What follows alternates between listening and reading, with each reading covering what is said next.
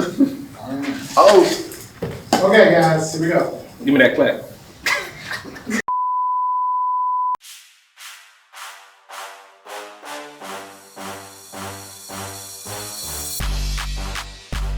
Welcome to the first reintroduction episode of the Black Codes. I probably said that wrong. Yeah, it's all good. Dude, I'm so excited to be back. I'm glad to be back too. Yes, I'm your co-host. Yeah, today. I'm like that. That's disrespectful. One piece of the Black Codes puzzle, Trevor Glenn.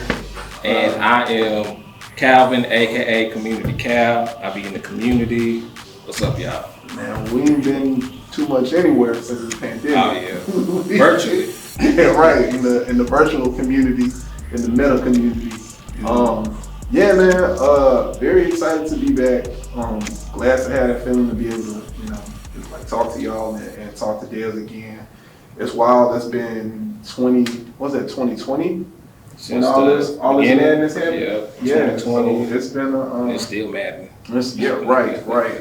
But as in the tech industry, we adapt and evolve. So I think we've done that really well. One of the things that I'm very proud of, like, is still the growth that we've continued to have. Yeah. Man, the main thing that I'm excited for is for the world to be exposed to a lot of these new developers of color that we have, you know what I'm saying, that we've got an opportunity to share experience with, but are crafting their own stories in this space as well. So, like, man, we hopefully we have a great lineup for y'all, but you'll have to find out about that by watching and subscribing. I got it this time. Yeah, I like that. I like that. This is really gonna be a fine tune of like all the all the issues that we had this first episode. Like mistakes can be made on here. But I think we were onto something last time when we did our I don't even know what we called it, like where you and me kind of had our sit down and just kind of aligned our goals. And I like to call it like kind of like a recap video. Yeah. And this where you were shy, because he's been asking for, like, what about the recap? Because he likes to recap what's been going on and what we're about to have in the future. Well, that's a good thing. Yeah. So, like, over this last year, shoot, Cal, what you been up to? Oh, man. New job.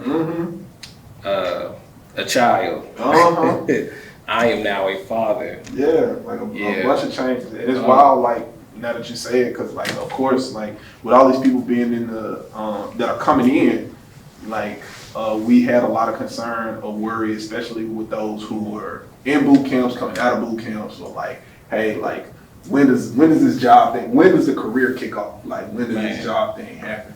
And I think what was the best part about being in our community is like seeing you come from that background of like, hey, like, I'm getting it in on a nightly basis, being able to go to NSS, learn, software development, but also going through the experience of like, hey, when will the gig come from me? If it'll come, like, and that's like the biggest part, because it's like you're thinking about it while you're in the boot camp, like, oh yeah, the job will come.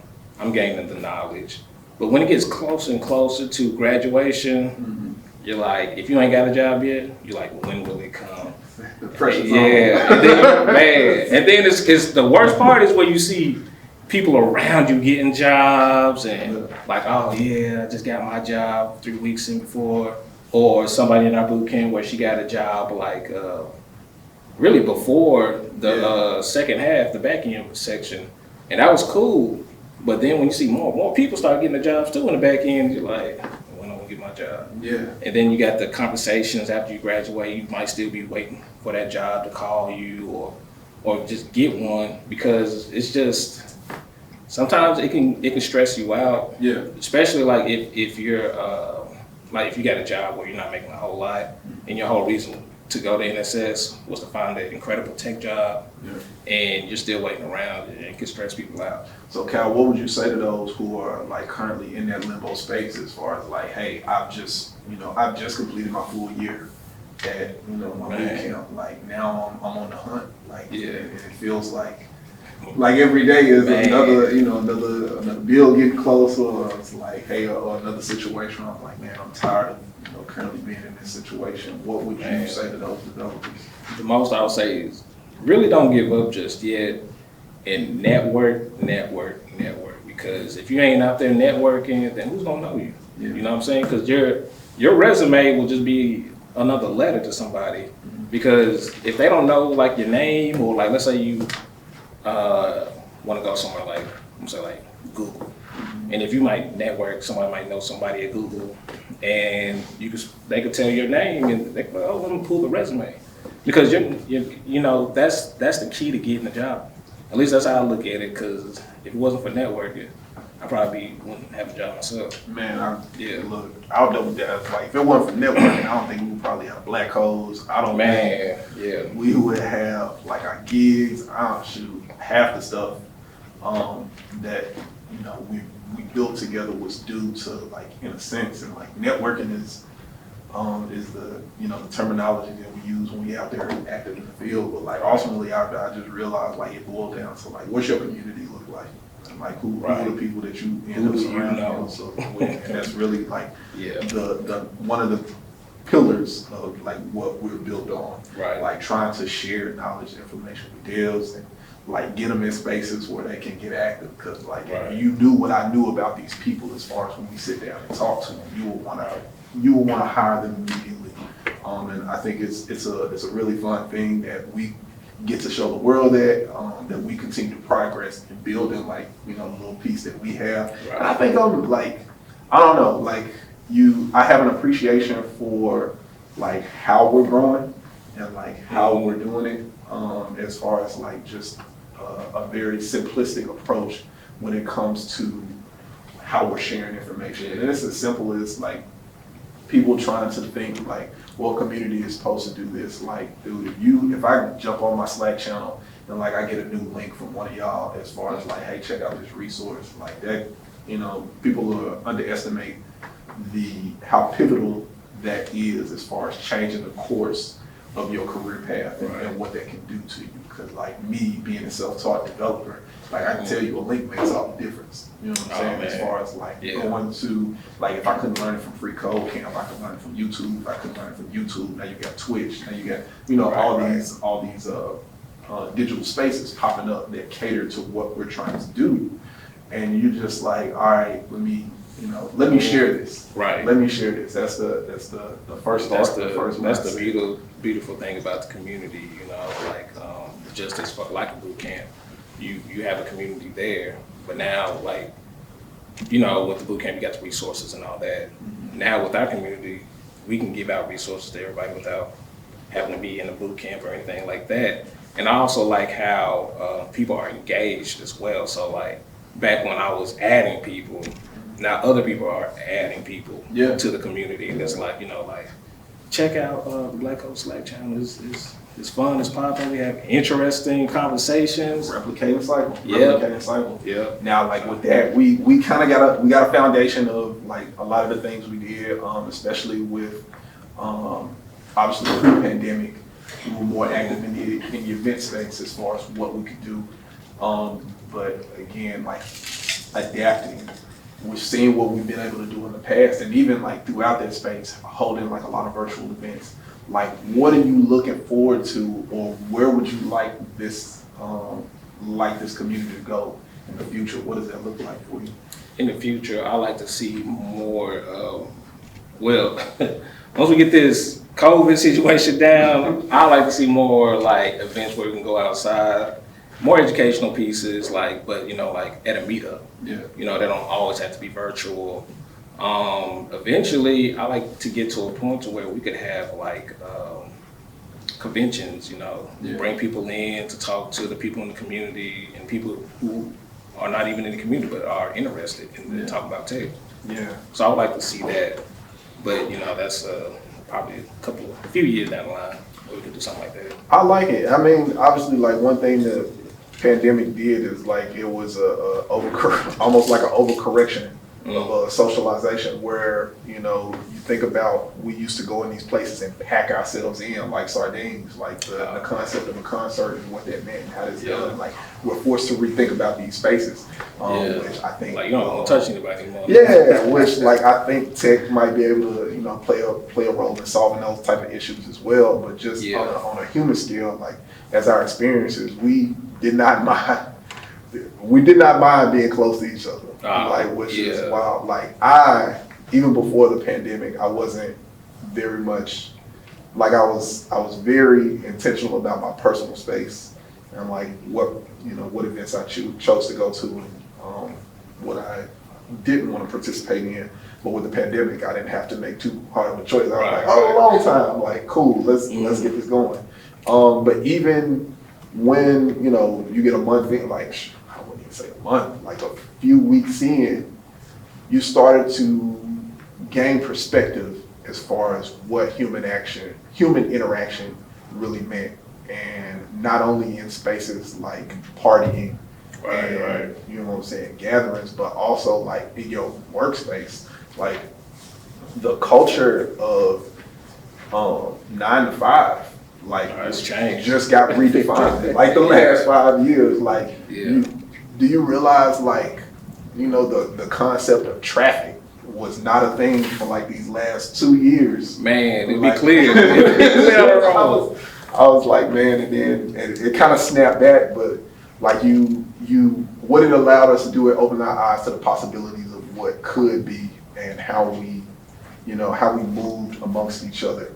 And I think some of the good things that would come out of that, it was like, all right, maybe we don't necessarily need to be so close at every event. You know what I'm saying? We need a certain amount of space, but also like working remotely for a certain amount of period needs to be balanced with a certain amount of human interaction. Because when I was at work, I could tap you on the shoulder and be like, hey, Cal, can you look at this problem for me? Where it's supposed to, like, it's a Slack message now, but I don't necessarily get the same response. I don't necessarily get the same response as far as like, hey, like you can come over here immediately, like as opposed to you get back with me in like 10, 20, 30 minutes, however much time that it takes that you're doing your task. Sometimes it take an hour. Sometimes you sit, like there are moments where you sit in anxiety and like, hey, when is my senior gonna get to me? When is this person that I've been in too many situations like that? Like you get those messages like, I got to a point where I was like, I'll message somebody, sometimes I'll message 3 guys. And then if I don't get a message from me though, it's up to y'all to come back. You know what I'm saying? Like I clock out. Yeah. I was like, hey, when y'all message me, that's when I can fix the issue. Like what happened to that motor fix? You gonna sit there and I was like, what happened to you? I'm on lunch break. You're killing me. But like it really helps expose again like what we were missing and then what we take for granted. So I think what I would like to see for the Black codes coming up is balance, and what that looks like is, like for giving people the choice to participate at the capacity where you want to be in person, coming to these things, or like even if you can't make it, like we still got something for you. And I think that would really help with our, like already add an extra block of foundation to what we're already building. And I would be, I would, always need the help of the community to kind of see what that looks like. Because we got some really good people. Like when it comes to, events, when it comes to like blended technical expertise, when it comes to mentorship, when it comes to just showing that support, like financial support, and like that's, man, I can't express enough gratitude as far as how people have made this thing into what it is. And I tell everybody all the time, like I'm not, what I'm saying, it's not really us doing anything, it's y'all, what I'm saying, kind of y'all the reason why we can make things happen. So that's why I love the engagement when I put in like a question of the day and seeing people interact. And sometimes I really love it when people started to like put in their own question of the day. Take control. And I was like, okay, cool. Like, what I'm saying? I don't always have to start it off. People are willing to start it off on their own. And I always like that. Like, I remember Sean, he was like, man, I didn't mean to step on your toes. I'm like, no, man, tap dance in there. You know what I'm saying? I don't want to always have to start it off. You can do it yourself. So I like the interaction and the engagement that happens when people start asking questions or just when people just start posting stuff. Like, you know, I know we got events, but there's a lot of other events going on as well. And I like when people post that, you know, keep us up to date on what's going on as well. Yeah. So I do love the interaction within the community. And I really want to see us do more. Like, I want to do a panel, but man, this variant's taking us out, boy. Like, we can't do too much. Like, people going back to closing stuff now and like taking other really like measurements of protecting people. Yeah. So it's like, are we gonna see 2020 all over again? Or because 2021 was kind of light until the end, but we're gonna see. Somebody said we outside. I'm telling you, creative solutions. Outside with creative problems need creative solutions. That's what I'm talking about. I tell you, it's never me. I guess this is as good a time as any. Like circling back to new gig Calvin. How does that fit on you? What is it? You know, you walk around in there, got the new job smell. You know, no, it smells like my apartment. That's what I be doing it. But I mean, was it what you expected it to be? Like, was there differences? There were some differences. It was definitely less coding than I expected. And then I think also with the way things are now, it's really different because, you know, I'm not going in the office to meet these people. So I only get like the surface of kind of who they are. Yeah. Because like within the community, I kind of like, I can just really kind of open up. Yeah. But with these guys, it's kind of hard to really like be like, you know, just get into a casual conversation because I do not know what's like that they like, or what's okay. And sometimes when you're reading a message online, you don't know if they're being sarcastic or for real. You know, so it's like, all you can do is just how you doing. You know, just keep it light. Yeah, that is definitely one of the problems that I feel like a lot of companies are trying to solve. Like I know we like in the last year I started a new gig as well, and so I love it. I love it. But one of the things is like trying to gauge, you know, my coworkers as far as like what they're, you know, the message that they're conveying through this screen. Yeah. And like I was like, I think we need to interact at least one time, and like even just the after work, like let's go grab a beer, like goes such a long way. So, it does, like, actually. You know, stacking on the foundation of, you know, hey, okay, like that's, you know, that's this person's humor, or that's, you know, what they mean by when they say this, or oh, you're serious. Like all the time, you weren't joking.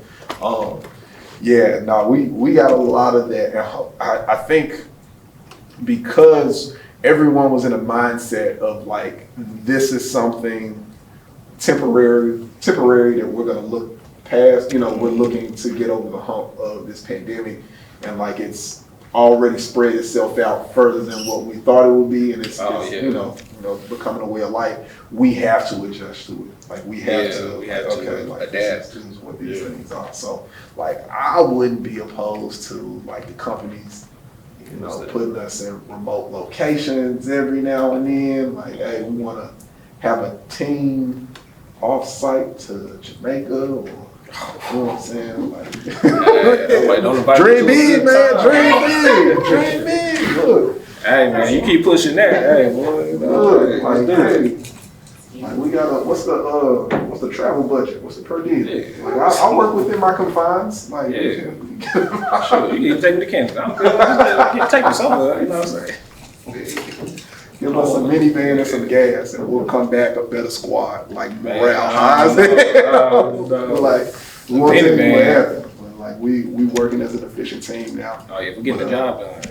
Yeah, I think it still applies to like building that camaraderie. So yeah, that was the exciting part. Picked up some new skills this year, thanks to the efforts of mentorship. I said it before, and I'll say it again. Like if you don't have a mentor, like find you one. Yeah, they ain't even got to know. Like it could be your favorite YouTuber, and if the knowledge that they dropping it's something that resonates with you, like hit the, follow them and hit the like and subscribe button. And like, you don't even necessarily have to talk to this person for them to be, giving wisdom to you and changing your life. It's just something that, start the goals that you have set for yourself. I'm sure in some form of fashion, someone has gotten close or doing something in that realm of space. So while you're actively searching out a way to do it for yourself, be searching out for people who have done it as well. Because they're more than likely there's a chance that it's happening. Like, Right. Human statistically, human history, like ain't nothing new under the sun. So like been done. Yeah, and so that's really what I'm enjoying now. I joined my first study group for this year. I'm excited about that. So I'm trying to see if we can get some certs. It's wild because like the last certification that I remember getting was like CompTIA and like Cisco, and that was back when like physical service was around, and like now that's completely like gone out the window. Like the concept of cloud has replaced that, and so now here we are again. As far as like background full circle, trying to get AWS and Google and Microsoft certification. So yeah, man, it's never a dull moment when it comes to this industry and what we got and what it's ever changing too. Mm-hmm. Like when they told me it changes all the time, I'm like, they ain't lying. Like, what I'm saying? Like now we're doing cloud, but some companies, I feel like they take a long time to change as well. Like, you might be using Java still at a company, where a new thing would be Python, and it'd be like, it's a slow process for some companies to move on. Mm-hmm. And I think it's mainly because, like, depending on how big the company is and how much code you got out there, it's probably not that easy to change legacy code over that quickly. But but me personally, I do want to work with a company who's already using like up-to-date code, like Python or something like that. Like, I don't know, Java's just not for me. I don't like jumping into it. But I mean, it does make you. I feel like learning these different languages makes you a better developer as well, though. Mm-hmm.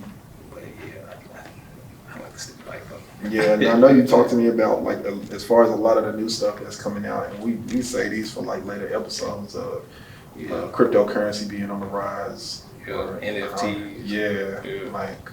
And just more conversations about like blockchain and just people understanding it, because there has to be a level of popularity around it for it to gain traction as far as like what people are interested in, how it's driving the market. And then I think, I don't know, if you don't have enough of it now, then you're starting to gain it because you're starting to see a lot of adoption, especially when it comes to, was it like the Los Angeles Lakers? They changed from like the Staples Center to crypto.com. Mm-hmm. Yeah. And then you have like just simple stuff like that is like a culture shift.